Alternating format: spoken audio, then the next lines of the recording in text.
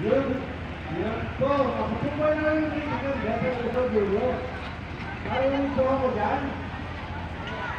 O marinig po ako ng grupong maingay? Ito po pa sa pa.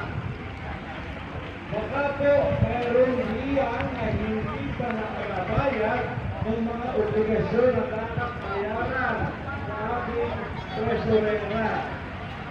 Yung ating pinag-uusapan at pinag-ubatayan, 415.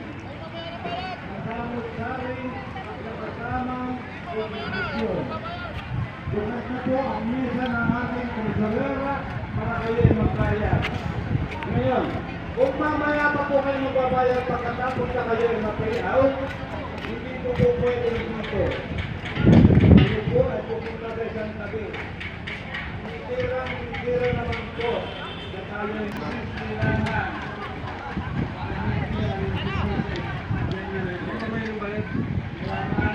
Naman po, ipinapaalala ko na sa inyo. Parang yung inyong bayarin ay gawin na po natin. Napakahalaga po ba? Pwede po tayo ay magbasa.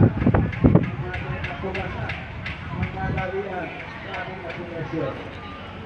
Ano po?